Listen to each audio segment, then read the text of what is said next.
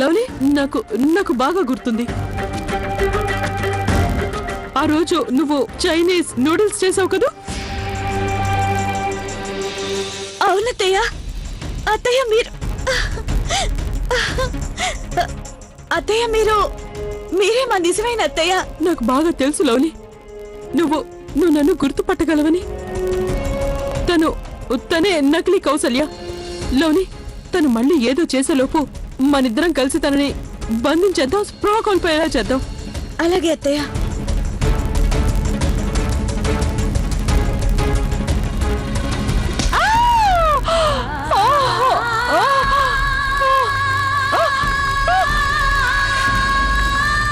Lovely, పద, త్వరగా వెళ్ళిపోదాం. అత్తయ్య ఒక్క నిమిషం. ఏమైంది లవ్లీ? ఇక్కడ నుంచి బయటపడాలంటే ముందు మీరు తెల్లగా వేషం వేసుకోవాలి, లేదంటే ఆ రోబోట్స్ కి డౌట్ వస్తుంది. అవును లవ్లీ, నువ్వు చెప్పేది నిజమే.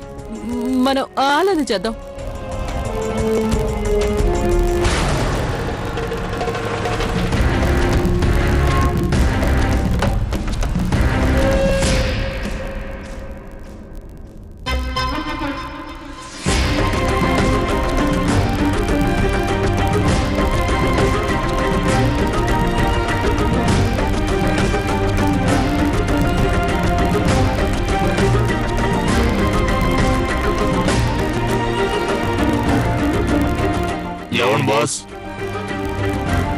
బాస్ లేవండి.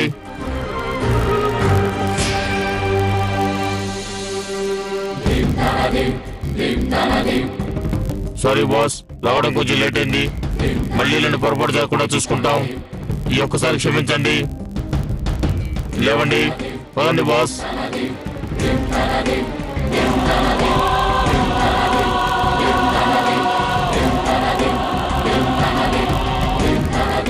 వెళ్ళండి బాస్. మీరు ఆ పెద్దవాడి గురించి టెన్షన్ పడకండి. త్వరలోనే ఆ పెద్దవాడిని పట్టుకుని మళ్ళీ ఇక్కడ తీసుకొచ్చి బంధించేస్తాము.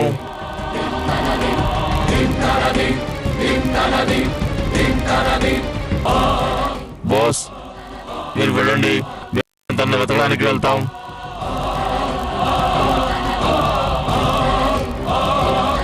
వీళ్ళిద్దరు ఏం మాట్లాడుతున్నారు?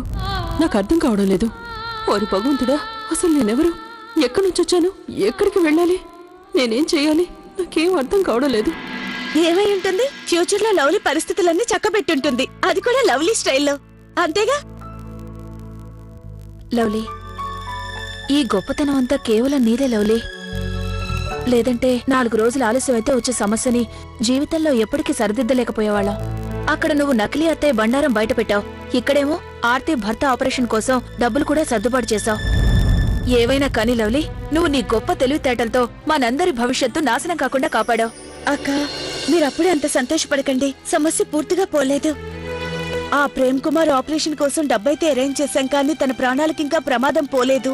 తనకేం కాదు లవ్లీ, అయినా ఈ పాటికే తనకు ఆపరేషన్ అయిపోయి ఉంటుంది. ఆ చంద్రంగడు కావాలని ఏదైనా చేస్తే అప్పుడు? అది నిజమే. నేనసలు ఆ విషయమే మర్చిపోయాను. అక్క, ఓ పని చేద్దాం. మనం వెంటనే ప్రేమ్ కుమార్ దగ్గరికి వెళ్దాం. ఒకవేళ తన ప్రాణాలు అపాయంలో ఉన్నాయేమో.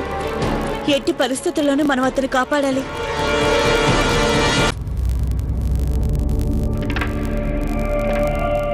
ఫోన్ లిఫ్ట్ చేయి.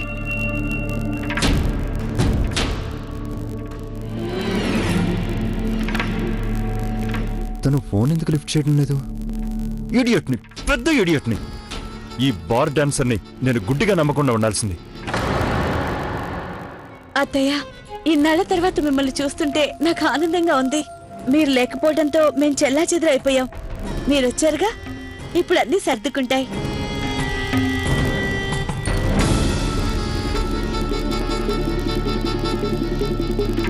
చిప్ ఎక్కడుంది?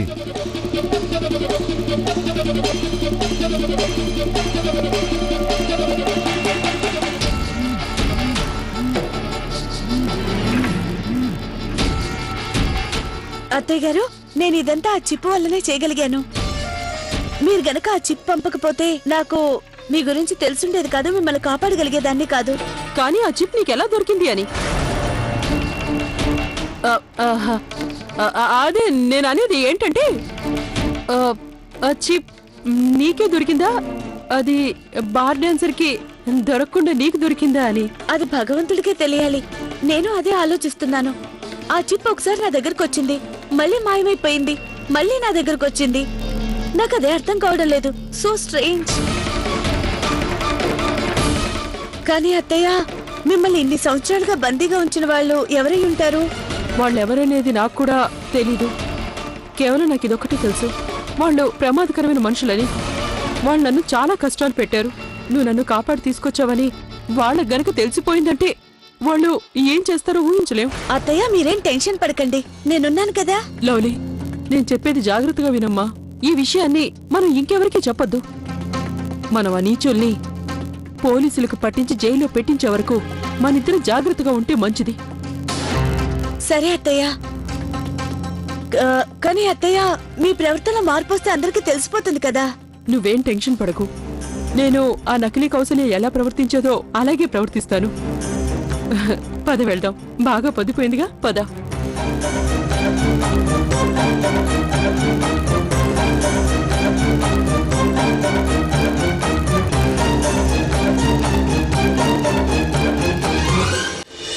మనం చేసే పని అసలు ఏం బాగోలేదు చంద్రం. మనం ఈయనకి ఆపరేషన్ చేయిస్తేనే బాగుంటుంది. వదినా, ఆపరేషన్ చేస్తే ఏం లాభం? మనం ఈసారి లివర్ మార్పిస్తాం, కానీ ఆయన మందు మళ్ళీ తాగి తాగి ఆయన లివర్ మళ్ళీ చెడగొట్టుకుంటాడు. అంత డబ్బు ఖర్చు పెట్టడంలో ఉపయోగం ఏముంది? మనం చేసింది మంచి పని, ఇంకేం ఆలోచించుకో. అలా చూస్తూ ఊరుకుంటే ఆయన చచ్చిపోతారు కదా.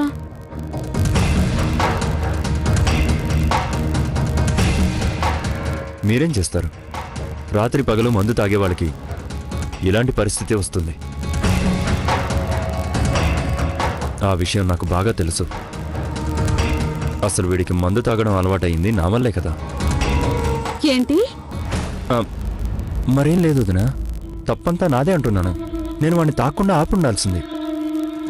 ఇంత దూరం వస్తుందని ముందే తెలుసుంటే నేను తన్ని మందు తాగడం కాదు కదా, అసలు మందు తాకనిచ్చేవాడిని కాదు. పోనీలేండి, డబ్బులు సర్దుబాటు అయ్యాయి కాబట్టి ఆయనకు ఆపరేషన్ చేయిస్తేనే మంచిది కదా. డాక్టర్ చెప్పింది మీరు వినలేదా? ఆయన బతకడానికి కేవలం 5% అవకాశం ఉంది. డబ్బులు వృధా చేసుకోవడం వల్ల ఏం లాభం? మీరు మీ పిల్లల గురించి ఆలోచించండి, మీ గురించి ఆలోచించండి. తను బతికుండగా మిమ్మల్ని ఎప్పుడూ సంతోషపెట్టలేదు. కనీసం పోయేటప్పుడైనా మీకు మీ పిల్లలకు మంచి చేసిపోతున్నాడు తను. ఆపరేషన్ గురించి ఆలోచించకండి. కానీ చిన్నమ్మగారు అడిగితే నేను ఏం సమాధానం చెప్పాలి? తను అడిగితే ఆపరేషన్ చేయించానని చెప్పండి, కానీ లాభం లేకుండా పోయిందని చెప్తే సరిపోతుంది.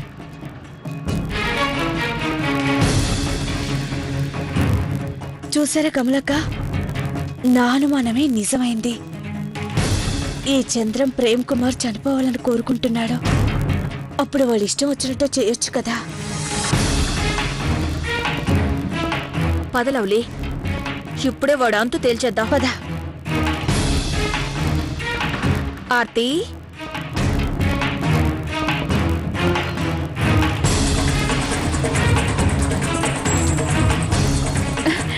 కమలక్కయ్య, లవ్లీ, మీరెప్పుడు వచ్చారు? ఇప్పుడే వచ్చాం. ఏంటి, మీరింతవరకు ప్రేమ్ కుమార్ కి ఆపరేషన్ ఎందుకు చేయించలేదు? అది అక్కయ్య, అసలు విషయం ఏంటంటే నేను చెప్తానండి. ఆ దుర్గామాత కృప వల్ల మా ఆయన గారు కోలుకుంటున్నారు. డబ్బుల మీద దురాశతో వీళ్ళిద్దరూ ఆపరేషన్ చేయించకుండా దాటేస్తున్నారు. ప్రేమ్ కుమార్ ని చంద్రం కుట్ర నుంచి కాపాడటానికి నేనే ఏదో ఒకటి చెయ్యాలి.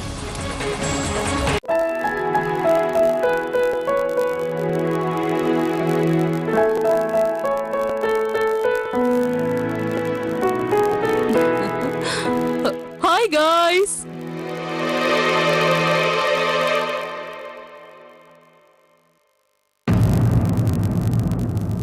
అరే లవ్లీ, అది ఆ బార్ డాన్సర్ అక్కడికి వచ్చినప్పుడు అచ్చం ఇలానే మాట్లాడేదమ్మా. అందుకే నేను ఇలా పిలిచాను. అమ్మా లవ్లీ, నేను బాగానే పిలిచాను కదా?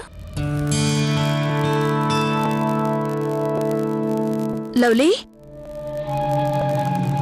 లవ్లీ, ఎంతసేపు ఎక్కడికి వెళ్ళావు? ఫోన్ కూడా ఇంట్లోనే పెట్టేసి వెళ్ళావు. ఇంట్లో ఏం జరుగుతుందో నీకు తెలుసా? ఏం జరిగిందక్క? అరే మౌనంగా ఉన్నారేంటి? ఏం జరిగిందో చెప్పండి. శాండీ మందు తాగడం మానేసింది. ఇంకో గొప్ప విషయం, శాండీ ఈరోజు ఫస్ట్ టైం హోంవర్క్ చేసింది. నిజంగా? అది ఇన్ టైంలో తానే స్వయంగా చేసుకుంది. నిజంగానా? ఇదంతా ఎలా జరిగింది?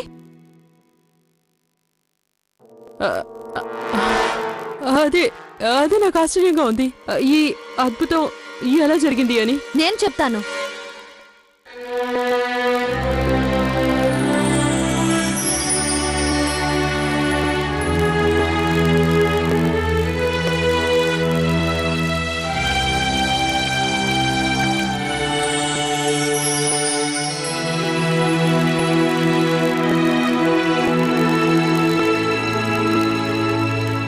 ఈ అద్భుతం నేను చేయడానికి కారణం, నేను ప్రేమించిన వాడు నన్ను ఇలా చేయమని చెప్పాడు. నేను ప్రేమలో పడ్డాను. I mean love. I have found my life partner. అతనికి నేనంటే చాలా ఇష్టం. మామ్, నేను డిసైడ్ అయిపోయాను. నేను అతన్నే పెళ్లి చేసుకుంటాను. ఏంటి నువ్వనేది శాండీ? ఏమైంది? మీరందరూ ఎందుకలా షాక్ అవుతున్నారు? I'm 16 now. మన దేశపు లా ప్రకారం నాకు పెళ్లి చేసుకునే హక్కు ఉంది. అరే అదంతా తర్వాత కానీ నువ్వెవరిని పెళ్లి చేసుకోవాలనుకుంటున్నావు? మామ్, అతను మీకు చాలా బాగా తెలిసిన వాడే, చాలా మంచివాడు కూడా. మీకు అల్లుడు కావడానికి అతనికి అన్ని అర్హతలు ఉన్నాయి. అతనెవరో చెప్పు, మేము తెలుసుకుంటాం కదా. అతను ఇక్కడే నా వెనకాలే ఉన్నాడు. నీ వెనకెవరూ లేరే? సరిగ్గా చూడండి మామ్, నా వెనకాలే కదా ఉన్నాడు. నువ్వు అడ్డు తప్పుకుంటేనే కదా వాళ్లకు నేను కనిపించేది. సారీ.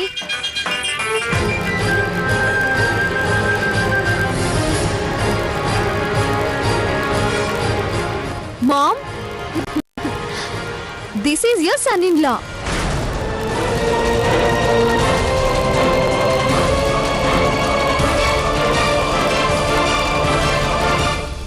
సరిపోయింది. నేను దీని ప్రెసెంట్ చెడగొడదాం అనుకున్నాను. ఇదేమో దీని ఫ్యూచర్ కూడా చెడగొట్టుకుంది. Not bad. నా కూతురు రాబీని పెళ్లి చేసుకుంటుందా? శాండీ, నీకేమైనా పిచ్చెక్కిందా? నీకు మతిపోయినట్టుంది.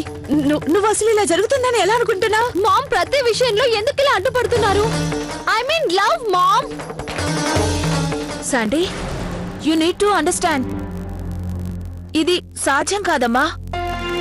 తను మనిషి కాదు, ఇట్స్ ఎ రోబోట్. తనకి హార్ట్ లేదు, ఏ ఎమోషన్స్ ఉండవు. తను నిన్నెలా అర్థం చేసుకుంటాడమ్మా? అలాగా? మీకైతే హార్ట్ ఉందిగా, మీరు మమ్మల్ని అర్థం చేసుకుంటున్నారా?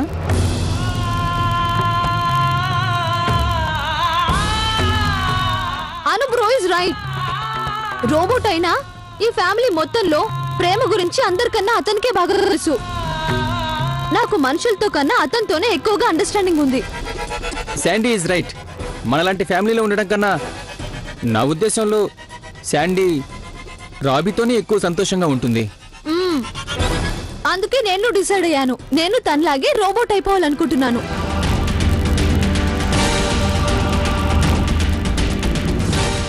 నేను కూడా ఈ విషయంలో శాండీకే సపోర్ట్ చేస్తున్నాను. ఈ ఎమోషన్స్ అన్ని వేస్ట్. మనకొచ్చే ప్రాబ్లమ్స్ అన్నీ ఈ హార్ట్ వల్లే వస్తాయి. హార్ట్ లేకపోతే ప్రాబ్లమ్స్ ఏమీ ఉండవు. అందుకే మేమిద్దరం డిసైడ్ అయ్యాం ఈ హార్ట్ నుంచి విముక్తి పొందాలని. ఏంటి నోటికొచ్చినట్టు మాట్లాడుతున్నావు?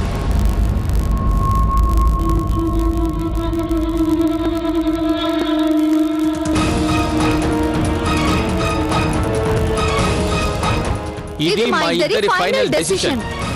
మేమిద్దరం హార్ట్ ట్రాన్స్ప్లాంటేషన్ కోసం అప్లై చేసుకున్నాం. ఇప్పుడు మాకు హార్ట్ కు బదులు మిషన్ ని ఫిక్స్ చేస్తారు. ఆపరేషన్ తర్వాత మేము కూడా రోబోట్స్ అయిపోతాం.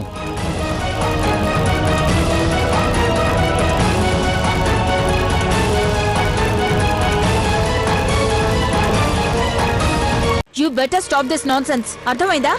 మీరు అలా చేయడానికి మేము ఒప్పుకోం. Very good.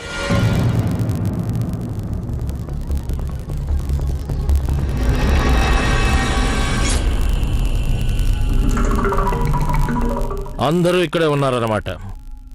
నేను మీ అందరితో కొంచెం మాట్లాడాలి. పిల్లలు అందరూ రండి. ఎక్కడున్నారు మీరందరూ రండి. వాట్ హ్యాపెన్ మావయ్య గారు? గురుమాతకి జై. మీరందరూ మీ అమ్మకి గుడ్ బై చెప్పండి.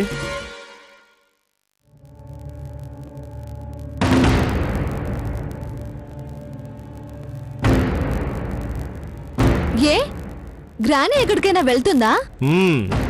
శాశ్వతంగా వెళ్ళిపోతుంది. డియర్ కౌసల్యాదేవి, నీ లగేజ్ ప్యాక్ చేసుకో.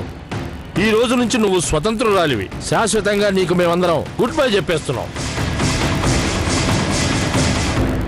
కానీ నాన్నగారు, అసలు ఏం జరిగింది? ఉన్నట్టుండి మీరెలా? మీ అందరిలాగే నేను కూడా జీవితాన్ని మూవ్ ఆన్ స్టైల్లో జీవించాలని డిసైడ్ అయ్యాను. Move on. Oh that's good. అంతే కదా? మీరందరూ పాత పద్ధతులు వదిలేశారు, పాత సంస్కృతిని వదిలేశారు, న్యూ లైఫ్ స్టైల్ని అలవాటు చేసుకున్నారు. అలాగే నేను కూడా కౌసల్యాదేవికి విడాకులు ఇచ్చేసి నాకు నచ్చిన వాళ్ళని వివాహం చేసుకోవాలి అని డిసైడ్ అయ్యాను. ఎవరిని? ఆర్తిని.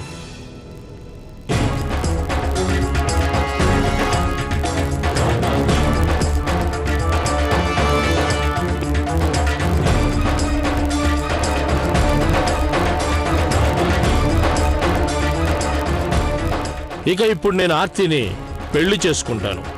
మీ అమ్మగారు తన జీవితాన్ని తనకు నచ్చినట్టు బతుకుతారు. ఇక ఆర్తి నాతో పాటు మా ఇద్దరు పిల్లలతో పాటు ఇక్కడే ఈ ఇంట్లోనే ఉంటుంది.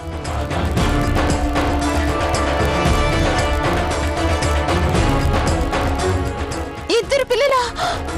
ఓర్ నాయనా.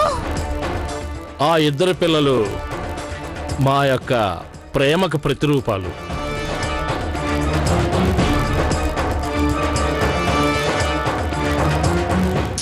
వాట్ గ్రాండ్ ఫా, మేము ఇంత పెద్ద విషయం చెప్తుంటే మీరు పాడు చేశారు. అందరి అటెన్షన్ మీ మీదే ఉంది. మీరు ఈ సంగతి తర్వాత చెప్పొచ్చు కదా. మావయ్య గారు, I you okay or no? మీరు ఈ విషయం కొన్ని రోజుల తర్వాత అయినా చెప్పుండొచ్చు కదా. He's pregnant. ఇలాంటి స్టేజ్ లో మదర్ ఇంకా బేబీకి, ఐ మీన్ ఫాదర్ ఇంకా బేబీకి ఎలాంటి స్ట్రెస్ ఇవ్వకూడదు. అయినా మీరెందుకు పట్టించుకుంటారులేండి. మీకేం నష్టం? బేబీకి ఏమైతే మీకే. ఏం కాదమ్మా, ఏమీ కాదు. జై గురుమాత. అసలు ఇంట్లో ఏం జరుగుతోంది? ఇంకా నేనెన్ని ఘోరాలు చూడాలో. నాన్నగారు, మీరు చాలా మంచి గుడ్ న్యూస్ చెప్పారు. మీకు తోడు దొరికినట్టుంది. మంచిదే కదా? లేదంటే మేము మా లండన్లో విల్లాకి వెళ్ళిపోయిన తర్వాత మీరు ఒంటరి వారైపోయి ఉండేవారు కదా. ఓ, మీరు షిఫ్ట్ అవుతున్నారా? షిఫ్టింగ్ పనిలో బిజీగా ఉండడం వల్లే మేము మీ పెళ్లికి అటెండ్ కాలేకపోతున్నాం. నేను రాను. మేం కూడా షిఫ్ట్ అవుతాం. ఈ ఇంట్లో ఉండాలని నాకు కూడా లేదు.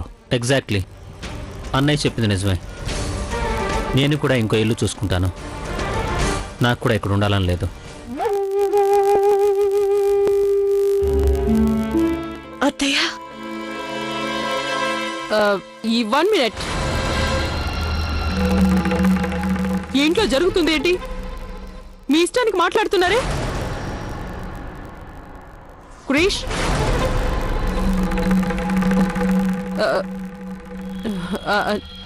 నా ఉద్దేశం ఏంటంటే, ఏమండి మీరు అలా చేయడానికి వీల్లేదు. నేను నా ఇష్టం వచ్చినట్లు చేస్తాను. అనవసరంగా అరవకు, నీచురాలా. అలాగా? నేను గనుక నీచురాలనైతే మీరేమవుతారు? నీచుడవుతారా? మీ మొహం అద్దంలో చూసుకున్నారా? ఈ వయసులో మీకు రెండో పెళ్లి కావాల్సి వచ్చిందా? అరే, తలకి రంగేసుకున్నంత మాత్రాన మీరేం కుర్రాడైపోరా? మీరెన్ని పెళ్లిళ్ళు చేసుకున్నా సరే, కానీ సంతోషంగా ఉండలేరా? నువ్వు మాత్రం నన్ను సంతోషంగా ఉండనిచ్చావా? నువ్వు కూడా తలకి రంగేసుకున్నావు కదా, పైగా స్టైల్ గా హెయిర్ కటింగ్ చేయించుకున్నావు. ఏయ్ క్రిష్, షట్ అప్.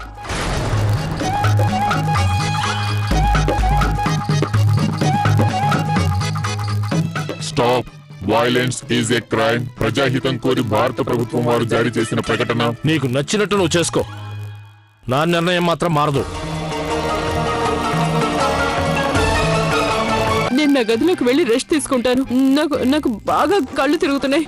నేను తర్వాత చెప్తాను. ఒక పని చెయ్యి, రెసిపీ బుక్ ఉంది కదా, దాంట్లో చూడు, సరేనా? ఈ పార్టీ అత్తయ్యకి అగ్ని పరీక్ష లాంటిది. ఈ పార్టీలో అత్తయ్య తన నిజ స్వరూపం ఏంటో తనే బయట పెడుతుంది.